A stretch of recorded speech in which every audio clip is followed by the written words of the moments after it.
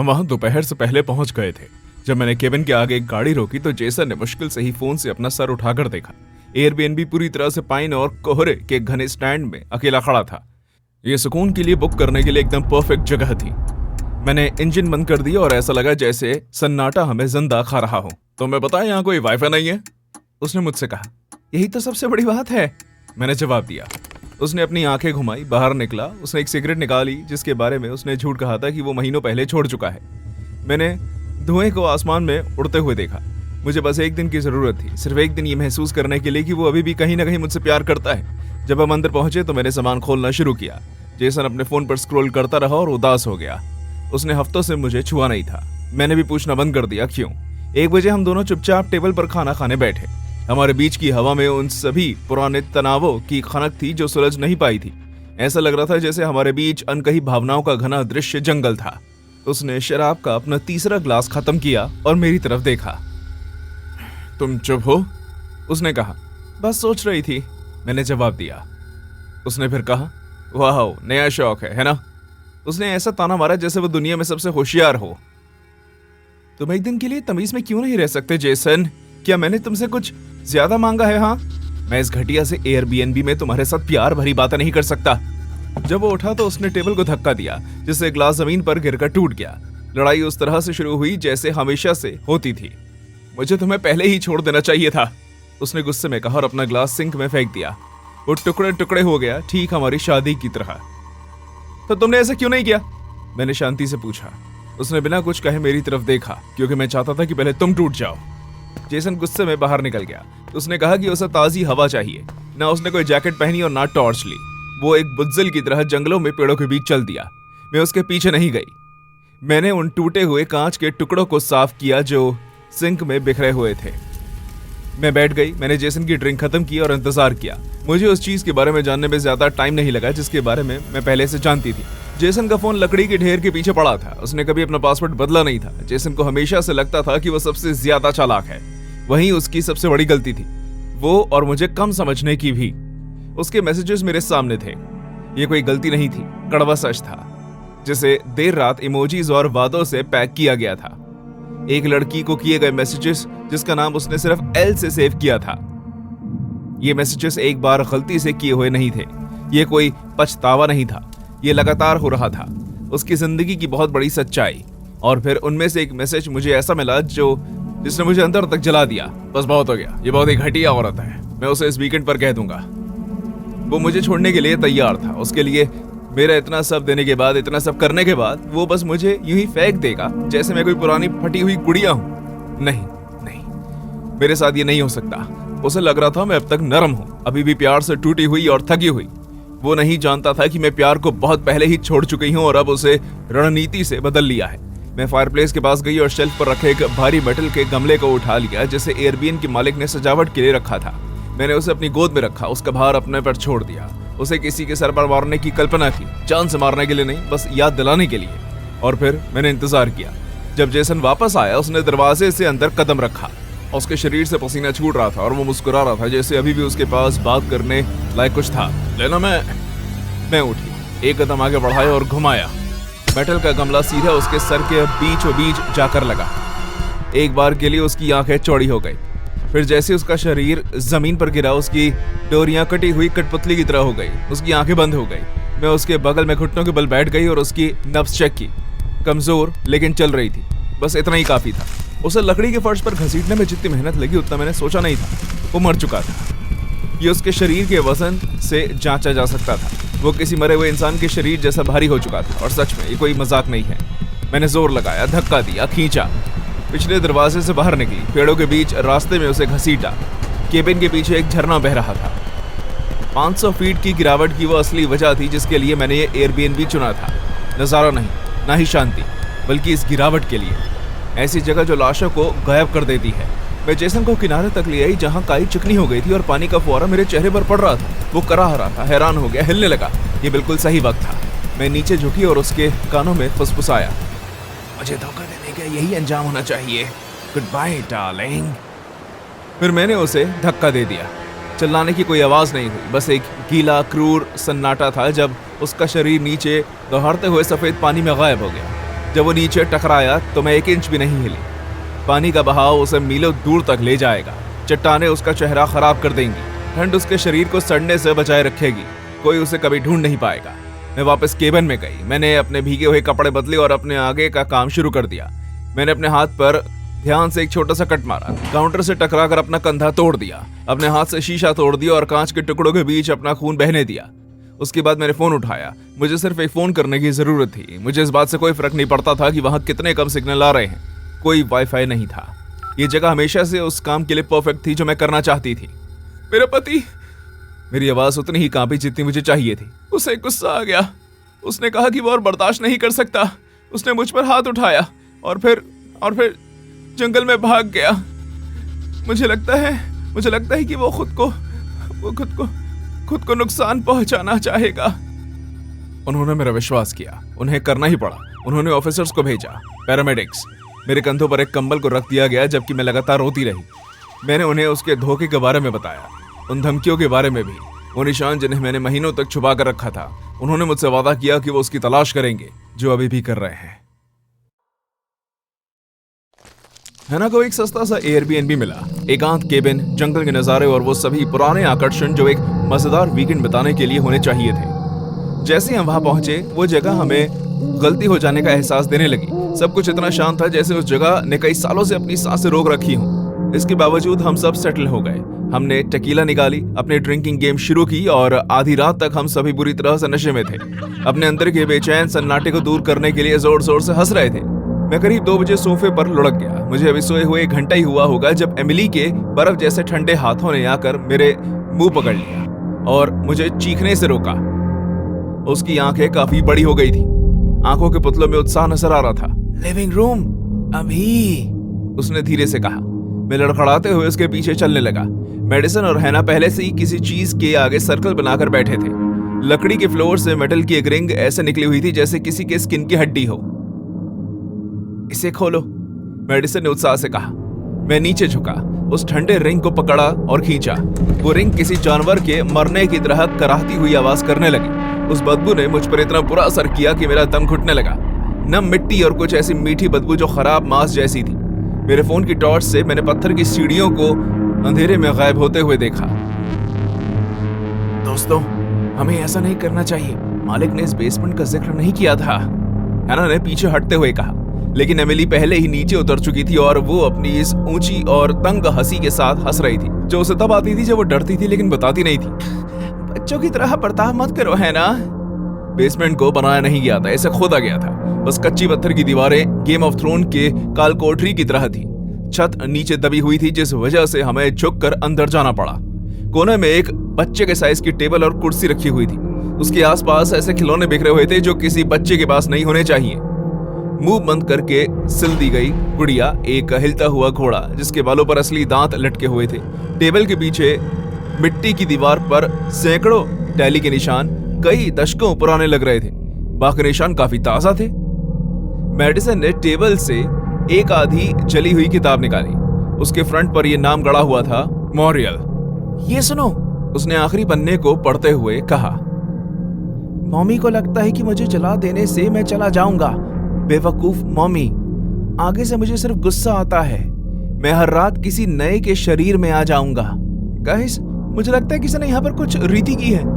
Emily ने कोने में काली पड़ चुकी मोमबत्तियों के घेरे की ओर इशारा करते हुए कहा। मेडिसन की आंखें चमक उठी। हमें मरे हुए लोगों से बात करनी चाहिए। क्या तुम्हारा दिमाग खराब हो गया है? मेरी आवाज टूट गई। कम ऑन टाइलर, क्या तुम नन्हे से मॉरियल से नहीं मिलना चाहते? एमिली ने छेड़ते हुए कहा। लेकिन उस रात बहुत सारी दारू पीने और शॉट्स लेने के बाद हम वहां बैठ गए, उस दम घुटने वाले बेसमेंट में बने गोले के आसपास। जब हमने मोमबत्तियां जलाई तो उनकी परछाई दीवारों पर बनने लगी। हमने मॉरियल की आत्मा को पुकारा है। मेडिसन ने बात करना शुरू किया। सामने आओ और हमसे बात करो। हैना मेरे बगल में बैठी हुई थी और घबरा रही थी। ये बेवकूफी है और बेइज्जती भी, एमिली ने कहा। मॉरियल, अगर तुम यहाँ हो तो हमें इशारा करो। अचानक उसी वक्त मोमबत्तियां झिलमिलाई, सभी एक साथ। बहुत फनी है, मैंने कहा। किसने इन पर फूंक मारी? किसी ने जवाब नहीं दिया। हवा बिल्कुल बंद हो गई थी। उसके बाद वो छोटा सा दरवाजा जोर से आवाज करता हुआ बंद हो गया और हम सब डर के मारे उछल पड़े। क्या बकवास है ये? मैं फौरन उठा और सीढ़ियों की तरफ भागा। दरवाजा हिलने का नाम नहीं ले रहा था। दोस्तों, ये अटक गया है। एक भयानक घुटन भरी आवाज ने मुझे रोक दिया। जब मैंने मुड़कर देखा तो एमिली का शरीर फर्श पर ऐंठ गया था। उसकी पीठ अजीब ढंग से झुकी हुई थी। उसकी आंखें पीछे की तरफ मुड़ी हुई थी और उसके अंग हिंसक रूप से झटक रहे थे। एमिली! मेडिसन उसके लिए चिल्लाई। हैना भी चीखने लगी। हैना ने कहा, उसे मत छूना। तब तक बहुत देर हो चुकी थी। जैसे मेडिसन की उंगलियों ने एमिली को छुआ, एमिली का सर हड्डियों के टूटने की आवाज के साथ 180 डिग्री मुड़ा। उसकी आंखें बदल चुकी थी। वो सिर्फ काली नहीं थी बल्कि बह रही थी। ग्रेविटी को हराते हुए काले रंग का लिक्विड उसके माथे की तरफ बह रहा था। मैं एमिली नहीं हूँ। उसके मुंह से निकली आवाज किसी इंसान की नहीं थी। बहुत सारी टोन एक दूसरे के ऊपर चढ़ी हुई थी, जैसे किसी बच्चे की आवाज को दबाने की कोशिश की जा रही हो। मौर्या आ चुका है। एमिली का शरीर एक ऐसी आवाज के साथ सीधा खड़ा हो गया जैसे लकड़ी के टुकड़े टूट रहे हैं। उसका सर पीछे की ओर रह गया और उसके चेहरे पर एक भयानक मुस्कान फैल गई, जिससे उसका चेहरा एक कान से दूसरे कान तक फैल गया। मुझे तुम सब के राज पता है, उसने अपने हर शब्द के साथ गर्दन घुमाकर गाते हुए कहा। है ना, अपने बॉयफ्रेंड को धोखा दे रही है और एक प्रोफेसर के साथ सो रही है। मेडिसन फ्यूनरल्स पर मरे हुए लोगों की ज्वेलरी चुराती है। हैना की सांस अटक गई। मेडिसन का चेहरा सफेद पड़ गया। वो मकड़ी की तरह रेंगती हुई मेरे पास आई। और टाइलर? अच्छा प्यारा टाइलर, तुम दरवाजे में बने छेद से अपने रूममेट्स को नहाते हुए देखते हो ना? मेरी धड़कनें रुक गई। बस करो एमिली, मैंने उसे झकझोरते हुए कहा।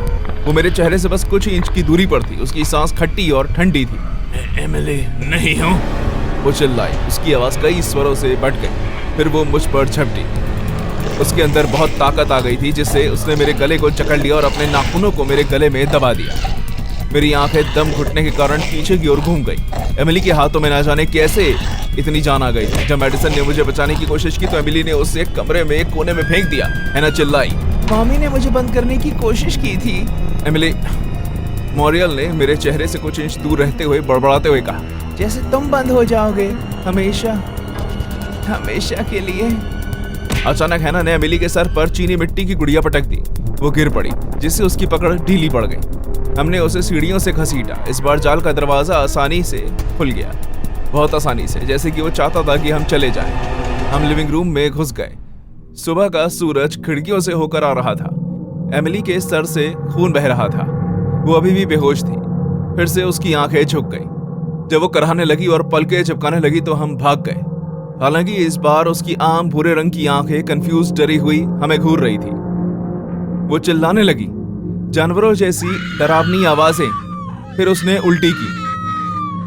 एक गाढ़ा काला तरल जिसकी बदबू नाली जैसी थी। हमने इंतजार नहीं किया, सीधा हॉस्पिटल के लिए निकल गए। एमिली अभी भी चिल्ला रही थी, उसकी आवाज भारी हो रही थी। डॉक्टर्स ने उसे मानसिक परेशानी का मरीज बताया। उन्हें हमारी बेसमेंट की कहानी पर विश्वास नहीं हुआ, उस आवाज के बारे में जो उसकी नहीं थी, और हम उस बेसमेंट में दोबारा वापस जाने के लिए बहुत डरे हुए थे। कल मैं उसे साइकेट्रिक हॉस्पिटल में मिलने गया था। अब वो बात नहीं करती, वो बस खिड़की के पास बैठी रहती है और वही चीजें बार बार बनाती रहती है। मोमबत्तियों का सर्कल, एक बच्चे का टेबल, और जब कोई नहीं देख रहा था उसने मेरी तरफ देखा और मुस्कुराई। एक बार फिर उसकी आंखें बस एक सेकंड के लिए काली पड़ गई थी।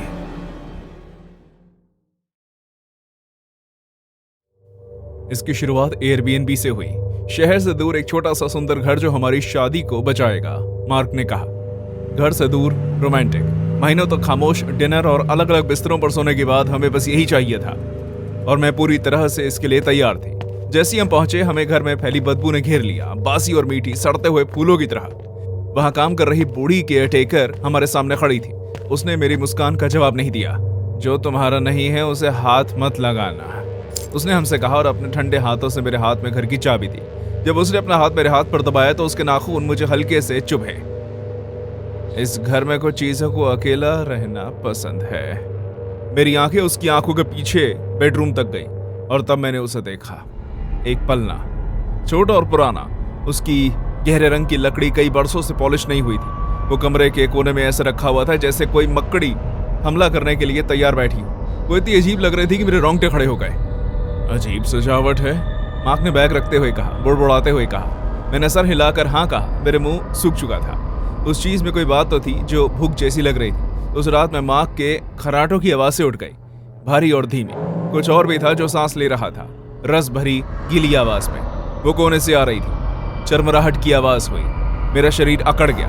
फिर एक बार आवाज हुई और फिर तीसरी बार। पर्दों से छनकराती हुई चांदनी पलने को रोशन कर रही थी। वो धीरे धीरे हिल रहा था, खाली लेकिन हिल रहा था। मेरा दिमाग दौड़ने लगा। आखिर ये हो कैसे रहा है? क्या जमीन ऊपर नीचे है? हवा का बहाव है? बहुत ज्यादा शराब? चरमराहट? अब वो और तेजी से हिल रहा था। हरकत बहुत सोची समझी थी, एकदम लय में। मैंने चीखने के लिए अपना मुंह खोला लेकिन नहीं चीख पाई। मैं घूरती रही। वो बेखौफ हिल रहा था, फिर अचानक रुक गया। जैसे जो कुछ भी हिल रहा था उसने मुझे देख लिया और उससे नफरत थी। नाश्ते के वक्त मार्क ने मुझसे कहा कि मैं सुबह नींद में बुदबुदा रही थी। मैं क्या कह रही थी? पता नहीं, कुछ ऐसा कि ये खाली है लेकिन नहीं है। दोपहर में मार्क हाइक पर चला गया और मैं उस पलने के आसपास घूमती रही। मुझे डर लग रहा था कि ये किस तरह मुझे अपनी तरफ आकर्षित कर रहा था, मुझे छूने के लिए मजबूर कर रहा था। मैं अपनी उंगलियों को लकड़ी पर चला रही थी जब मैंने उसे महसूस किया। ओक की गहरी खरोंचे, जैसे किसी ने बाहर निकलने की कोशिश की हो। मैंने अपनी उंगली से दबाकर देखा। वो चिपचिपा था, गरम। उस रात मार्क ने बाहर आग जलाई। हमने वाइन पी और फिर से कोशिश करने के बारे में बात की, उस अनजन्मे बच्चे के लिए जिसे हमने पिछले साल खोद दिया था। कभी एक चीख ने हमारे उस पल को बीच में तोड़ दिया, साफ और तेज। वो बेडरूम से आ रही थी। मार्क का चेहरा फीका पड़ चुका था। क्या तुमने वो आवाज सुनी? जैसे हम उस आवाज के पीछे और बढ़े, रोना और भी ज्यादा तेज हो गया। रोने के बीच गीली गुर्राहट भरी सांसें, जैसे कोई बच्चा अपने ही आंसुओं में डूब रहा हो। बेडरूम का दरवाजा अपने आप खुल गया। अंदर पलना खाली था, लेकिन रोने की आवाज लगातार जारी थी। कमरे में जहरीली गैस की तरह भर चुकी थी। फिर कुछ सेकंड के लिए सब कुछ खामोश हो गया। फिर हंसी गूंजने लगी, पहले तो हल्की, फिर बढ़ती गई जब तक कि चिल्लाने की आवाज नहीं आई। हम ये सुनकर काफी डर चुके थे। पहले हल्की आवाज और फिर वो आवाज बढ़ती गई। मम्मी, डैडी, मेरे साथ खेलो। घर की हर लाइट एक साथ बंद हो गई। घने अंधेरे में मुझे लगा कि कोई चीज मेरे पैरों को छू रही है। छोटी ठंडी उंगलियां पकड़ रही हैं। मार्क बहुत तेज चिल्लाया। हम अंधेरे में लड़खड़ाते रहे, फर्नीचर से टकराते रहे, भागने की कोशिश करते रहे, लेकिन सामने का दरवाजा नहीं खुला और हर खिड़की लगभग बंद सी थी। हमने बहुत कोशिश की लेकिन हम बाहर नहीं जा पा रहे थे। पीछे का दरवाजा, मार्क ने चिल्लाकर कहा और मुझे किचन की तरफ खींच कर ले गया। मेरी नजर जब पीछे पड़ी तो मैं फर्श पर किसी को रेंगते हुए देखती हूँ, धीरे लेकिन जानबूझकर। लकड़ी पर छोटे छोटे नाखून की तरह खरोंच की आवाज। मम्मी, फुसफुसाहट ने मेरी सांस अटका दी। प्लीज मुझे फिर से अकेला छोड़कर मत जाओ, मुझे डर लगता है, मुझे अपने साथ ले जाओ। मार्क ने अपना शरीर को पीछे के दरवाजे पर जोर से पटका। एक बार, दो बार, तीसरी कोशिश में लकड़ी टूट गई। फिर से मैंने भी उसके साथ चिल्लाकर कहा। मेरी आंखें अंधेरे में छाया की तरफ झिलमिलाई। खरोंच अब और करीब आ रही थी। जल्दी करो, वो करीब है। मैं डर और ठंड से कांपते हुए चिल्लाई। मैं वहां पे एकदम जम सी गई थी। मुझे बहुत डर लग रही है। वो सीधे मेरे कान में फुसफुसाया। मार्क ने फिर से दरवाजे को जोर से धक्का दिया। इस बार ये टूट कर खुल गया। हम बाहर निकल गए। ठंडी हवा मेरे फेफड़ों को जला रही थी और अंधेरे में अंधाधुंध भागते रहे, इस बात की परवाह किए बिना कि शाखाएं हमारे चेहरे पर पड़ रही। हमारे पीछे घर में पीली रोशनी चमकने लगी। मार्क ने गाड़ी का दरवाजा खोलने के लिए चाबियां टटोली। इंजन एक बार, दो बार, आखिर चल गया। मैंने घर की तरफ देखा। जिस बेडरूम में हम सो रहे थे उसकी खिड़की पर एक छोटी सी परछाई दिखाई दी। मैं उसकी मुस्कान देख सकती थी। उसने पूरे चेहरे को देख लिया था। उसने अपना छोटा सा हाथ खिड़की पर रखा और कुछ कहा। वो परछाई हमें ही घूर रही थी। उसके लंबे लंबे लाल नाखून जैसे खिड़की को खरोंच रहे हों। मैं तुम्हें ढूंढ लूंगा। इंजन ने जोरदार रफ्तार पकड़ी। मार्क ने गाड़ी को तेज रफ्तार से चलाया। टायर से बजरी निकल रही थी और हम ड्राइववे से नीचे उतर गए। हम दोनों में से किसी ने भी मीलों तक बात नहीं की। कहने को था क्या, एक हफ्ते बाद भी मैं घर के बारे में सोचना बंद नहीं कर पाई। पलने के बारे में, आवाज ने क्या कहा था, इसके बारे में मैंने इंटरनेट पर तब तक खोज की जब तक कि कोई एक्सप्लेनेशन नहीं मिली। 30 साल पहले एक छोटे न्यूज़पेपर के आर्टिकल में बताया गया था कि कॉटेज के मालकिन ने अपने बच्चे को उस घर में अकेला छोड़ दिया, उस पल्ले में अकेले कई दिनों तक। जब तक कोई जांच करता वो मर चुका था, भूख और ठंड से। उसकी माँ का कभी किसी को पता नहीं चला, लेकिन उसकी डायरी मिली जिसमें विस्तार से बताया गया था कि कैसे उसकी नाजायज प्रेगनेंसी ने उसकी जिंदगी बर्बाद की थी। उस डायरी में आखिरी शब्द थे जिन्होंने मेरे रोंगटे खड़े कर दिए। वो अकेला नहीं होगा जब तक मैं उसे फिर से नहीं ढूंढ लेता। मैं हमेशा उसके साथ खेलने के लिए किसी को भेजूंगा। मैं पूरे दिन रोती रही और जब माँ घर आया तो मैंने उसे भी इसके बारे में बताया। उसने कहा कि उसे हमदर्दी है, लेकिन हमें सब कुछ पीछे छोड़ देना चाहिए। लेकिन क्या आप कभी सचमुच ऐसा कर सकते हैं? बताइए।